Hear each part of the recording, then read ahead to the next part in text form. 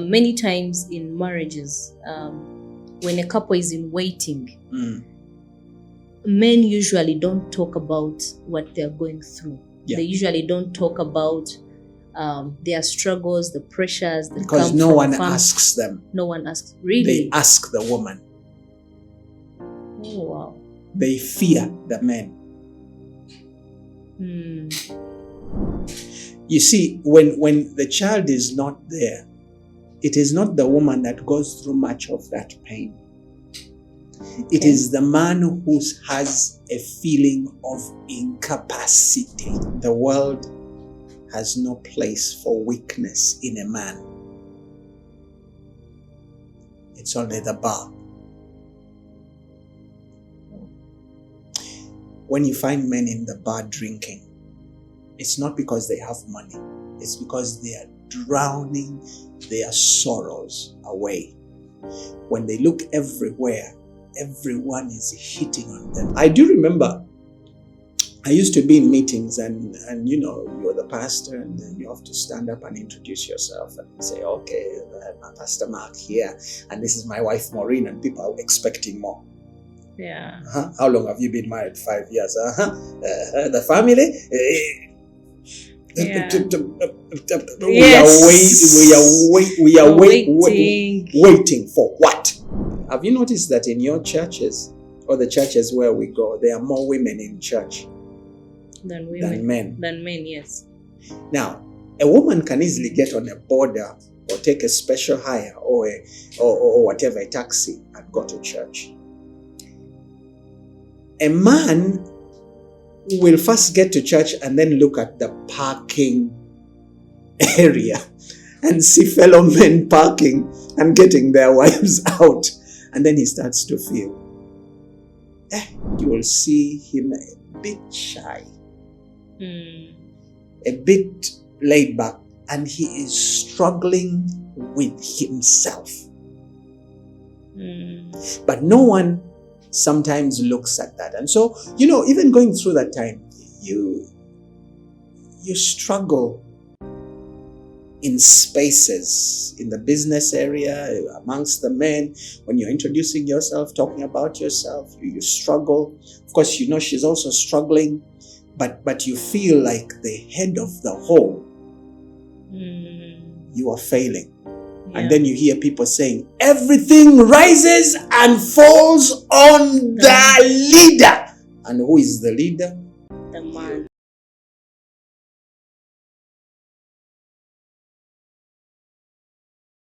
So I went through a season of about 8 months, no job, technically. I walked out of there and nobody asked me to leave. But also what I realized during that phase, you have to rediscover yourself. Many of us, the reputation we have and the identity is from the job. There's some people who want to make more money and they feel that it is the time to leave. Mine, I hit some rocks. When I left my workplace, I had some investments and the investments were in Forex at that time, and it was giving me certain money. So I thought everything looked good, I could provide. One of the first things that also quickly came to me was that if you do not have something that you're doing to bring meaning into your life, just getting in money alone can just bore you. What helped me is that my wife worked. And one of the things that I appreciated most at that time, she did not tell me, she didn't tell me those things that you're supposed to be the provider. If she had told me that, I'd have collapsed. I'd been used to a salary, and a salary is like a drip. You're sure of the amount, and when it comes. Coming. The first consultant that came in has a lot of money, and then because of the mentality that you've been employed, you think even next month I'm going to make the same thing. And there's nothing for the next 6 months. Because I've also done work with couples, I've realized that many men sometimes jump for the sake of jumping, for the sake of providing more money, because the spouse wants, the spouse expects, the person is not prepared. You are wanting to be self-employed. Is it Ugandan ego? Is it for the sake of the family?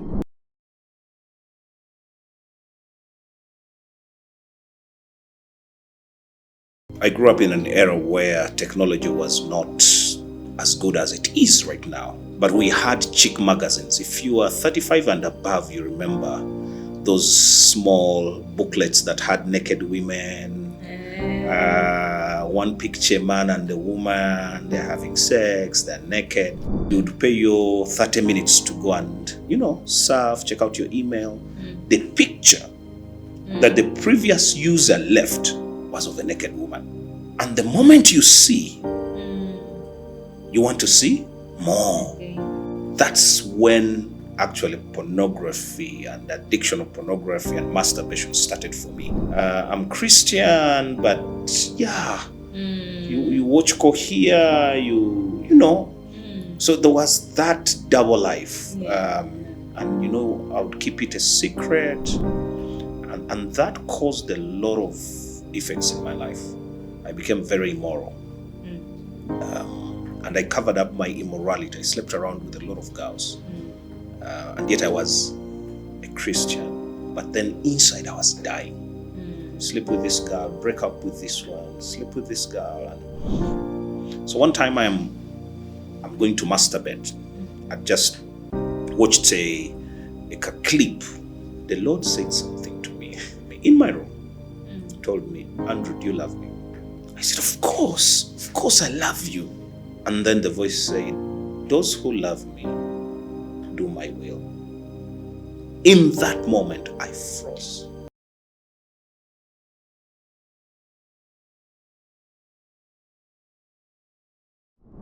For me, from my experience, atheism is, practically denying God. I was not conditioned as an atheist growing up because I grew up in an Anglican household. I did not grow up in a place where people were outrightly denying God until 2001, when my father passed away in an accident. This is when a crisis moment comes up. The things underneath the surface that are strongest come to the surface. I start to contemplate suicide.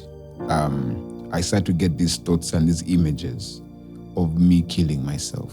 I was a very avid listener of rock music, and not even just like normal rock. I used to listen to hard rock, metal rock, all that demonic stuff actually. It has to be external. And often if it's external, it's a demon, And of course natural sciences do not believe in demons, And yet there's a lot of evidence when you look at schizophrenics, people who have conversations with other entities.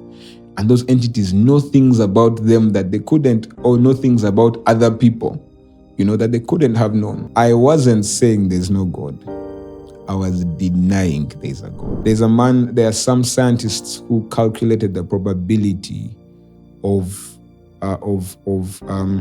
randomness creating the order that we see. And it's almost zero. You need faith to be an atheist. You actually need more faith to be an atheist.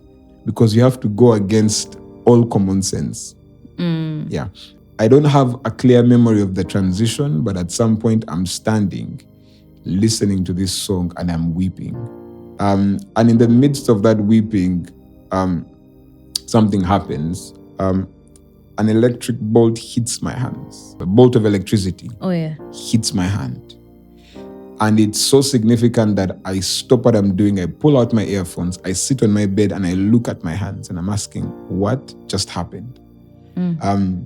And I couldn't explain it. I look up at the light bulb and, my scientific mind is thinking maybe this was static electricity because the bulb is too high for me to reach it. So I couldn't have gotten touched it. At the same time, it doesn't make sense that those yellow bulbs, have static electricity. But then I know what I felt. I felt this bolt move through my hands. My uncle told me, men don't cry. And I didn't cry. And for many years, I didn't cry. That encounter I had with God was one of the first times that I actually properly cried. In my experience, when I lost my dad, I remember very clearly two things. One was the statement, God giveth, God taketh away. I don't know, it has to be giveth.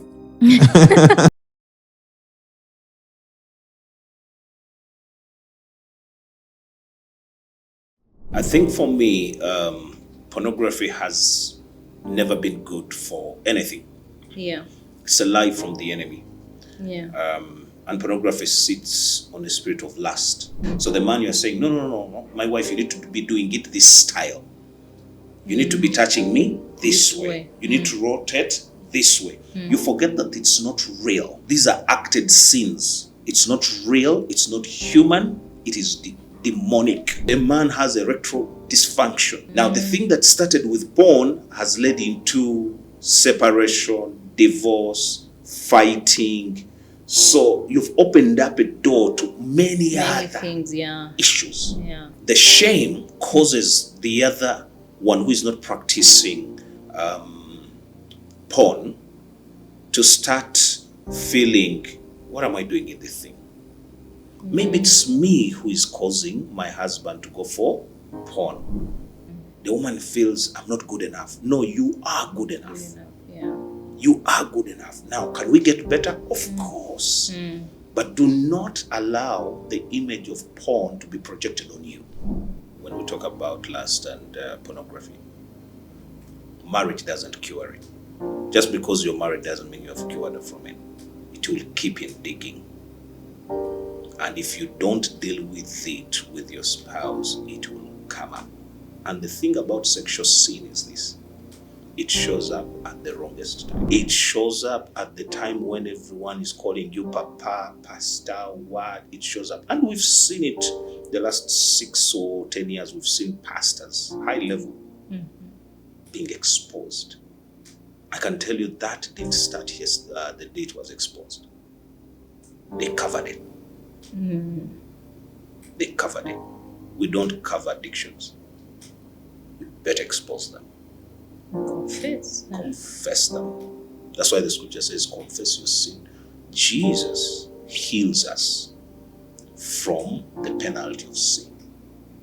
For the healing of sin, the healing of addiction, we confess to one another. That's what the scripture says. Confess your sin to one another, so that you may get what? Healed. Because when I'm dealing with pornography and masturbation for a married man, after our 2 sessions, I have to involve the woman. It's a must. Because it's something he should have done before coming to you. Yes. So that the two are, and I think that's very key, because you find that sometimes married couples find it easy to open up to other people than their spouses. Why? Because like you said, the environment in the home that has been provided by the wife is not good for the man to open up. So he goes to a third party, opens up, and then the wife doesn't know what the husband is. The husband's weakness is open to another person, but not the wife. Not the wife. It's a wrong thing. That's not what God created. Because I tell couples, where there is masturbation, where there are issues, there's a place, it draws us to a place of intimacy, because we're going to sort out together.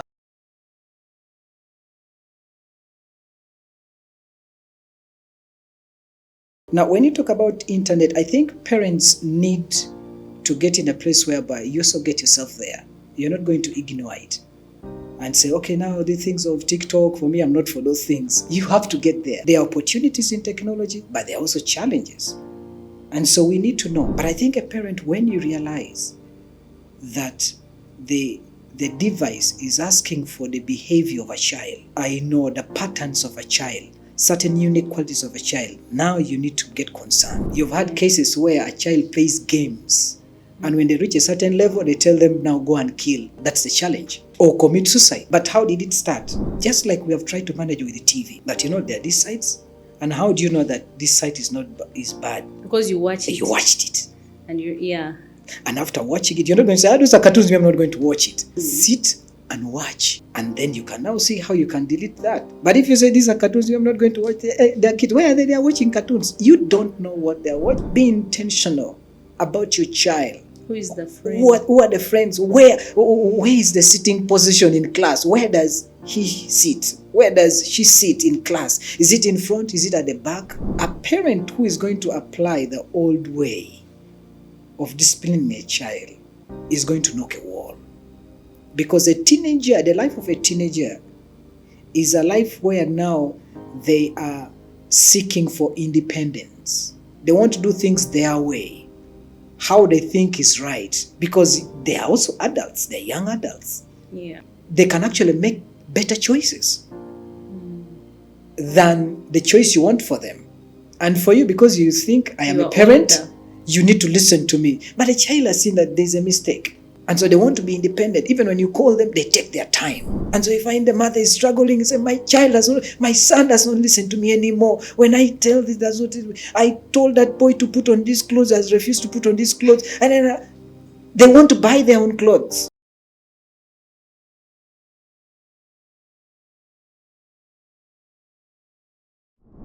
We were sitting around a table after dinner in Zambia, in our home with some friends, and the subject of Uganda came up. And it was post Idi Amin, but there was very difficult days. A lot of people had died. Uganda was still at war, very uncertain. It was in the news. And Jesus said to me, as clear as anything I've ever heard, I want you to go, Gary, to Kampala. I want you to plant an English-speaking church downtown in the heart of the city. And then he said this, through that church, I will touch the city. I will touch the nation. While we were here, it was very difficult. And there were 10,000 times that we said, this is too tough. We couldn't buy supplies. We were broken into more times than we can remember. We had gunmen come into our home, tie us up. Once tried to shoot me. Gun wouldn't work. And the thing that helps carry you through in those times is the right help. And for me, the right help was my wife. She was right there beside me. And I had my first church service in Kumi. Birds were flying around, and the pulpit was a big rock.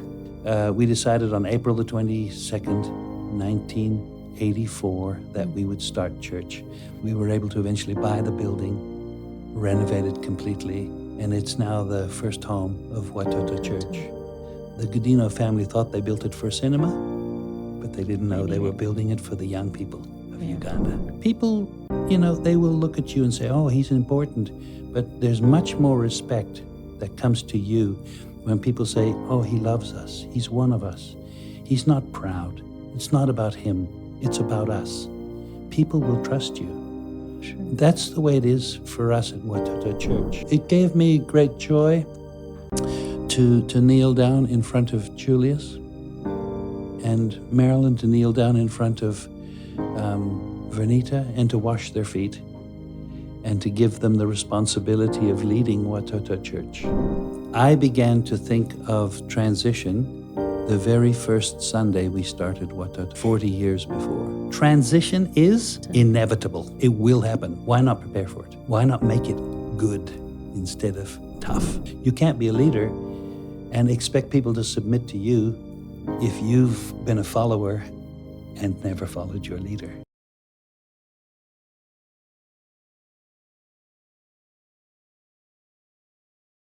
Marriage is a precious place. It's a mystery, but yet it's a blessing. Yes. And the thing is that it's so constantly changing that you have to adapt to it and understand your position in it in order for you to enjoy it. Marriage is not supposed to be endured. It's supposed to be enjoyed. So one, you need to know why you are getting married. Number two, you need to understand what your role is in marriage. Number three, you need to understand how you relate to the individual. The respect of the institution of marriage has been, attacked because there are certain standards that we have come to get used to, which have diluted the sanctity of the place of marriage. To be honest, all of us have skeletons in our closets. Yes. The magnitude differs. Yes. With Christ-likeness, then it's for each other to work out and honor and lift each other up, not to pull each other down. Yes. But you cannot continue making the same mistakes again and again and again and expect different results. God defined marriage in a specific way. It's a place of honor. It's a place of blessing. It's the foundation of a nation. Come into this space if God gives you the opportunity to come into this space. Honor it, respect it, and let's pull our nation back together.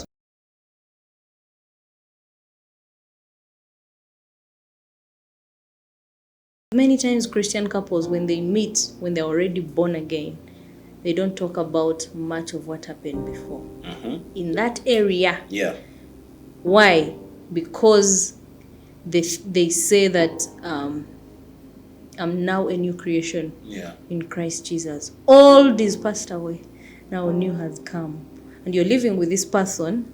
You don't know anything about their past. Yeah. You don't know what are some of the things that, because they could have, like we said, they could have overcome some of those things. Yeah. And they're in a season where they are in transition. Yeah. And then they meet you, and then you get married, and then they go back. Yes. That relapse.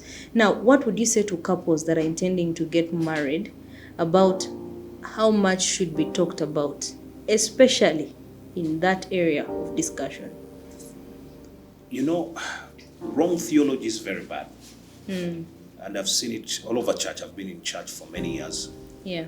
The idea of saying, I'm a new creation. What is new? Scripture says, new is our inner man. Your brain is not new. Your soul is not new. Your flesh is not new. That's why Paul says, Your body is not new. your body is not new. It is your spirit, your inner man, that becomes new. But your soul, where you have your mind, your will, your conscience, are not renewed when you get saved. That's why we have the Bible. To what? To Keep renewing us, our us. minds, yeah. So when I hear preachers, sometimes I say, I wish you went to theology school. I just wish you knew the Bible beyond that. Because, listen, my past can affect me if I don't deal with it. The way the mind works is there's what we call the non-conscious mind. Or the non-conscious mind and the conscious mind. The non-conscious mind will always keep things that happened. That's why we have trauma counselors. That's why we have even counselors. Why? Yeah. Because there are things that happened to me when I was 14 that can come and affect my marriage now. So in the church, we have shied away from this professional knowledge and wisdom that we have. I hear people saying, there are no curses and all that. I say, but wait a minute. You go to the doctor and the first question he asks you, do you have diabetes in your family? So what is he trying to tell you? The Bible will call it a curse. For you call it whatever you want. The doctor will just start, do you have diabetes in your family? What is he trying to tell you? Just English that has changed. Has changed. So there are things that can actually follow us. Now, that's a discussion for another day.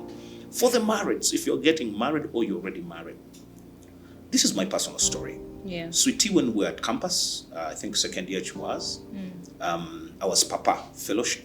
When I felt this is the girl I need to get married to, we talked. The Lord told me, share your life story, the whole of it, that very first week. Now, remember this beautiful lady saw me as Papa. She knew the guy shouldn't be holy, blameless, stainless. It's the man with the big Bible. Yeah. Speaking in tongues. So I started by sharing my stuff. I told her how I slept with women. I told her how I struggled with masturbation and pornography. I kid you not. My girlfriend then, who is my wife, walked. She said nothing after almost 30 minutes to an hour. My expectation was this. She also had dirty linen. So I thought, to share with me. so that two dirty people come together. Yeah. I thought, honestly, after sharing, the way you've sat there, she stood, picked her bag, walked away. I beat myself. I said, what have I just done? I'm a stupid guy. After a week, I think, she came back. And this is what she told me. One, I'm shocked. Because for me, I've been saved for many years from childhood. My wife was a virgin. My girl has grown up loving Jesus. Now, but that did something. When we got married, there are movies my wife will watch. They're not bad movies. Me, I can't watch them. I have guardrails. My antennas are up there. She can watch someone kissing and it's okay. Nothing will happen to her. It's why? Because she doesn't have those wounds. Me, I can't stand such things. When I'm watching movies, it's guns blazing, FBI and all those detective movies. If I'm to watch, I'm not good at movies, but if I'm to watch. Now, woe unto me if she didn't know my stories. And she's calling me, oh babe, let's come and watch this love story. I don't watch love stories. Is there anything wrong with a love story? Nothing. Yeah. But for me, given my history, I can't indulge with such movies. That's why it's important for you to share with your spouse, so that they know you. And they understand. They understand where you're coming back, where you're coming from. Yeah. But now when we keep it away, say, oh, let's go and watch that movie, and it becomes a trigger. Now the assumptions, people say, no, once saved, always saved, once this, always that. I say, no, yes, I was delivered. I've not watched porn in 20 plus years. But just because God saved me from alcohol, it doesn't mean I start serving brew in the bar. No. Yeah. It doesn't mean I start playing with fire. It will burn. True. So when couples share, the importance of sharing is you protect one another, you are reaching out to one another. My wife knows my password for my phone. She can check it anytime. There are no secrets. That helps me in marriage to bring the big word that couples hate, accountability.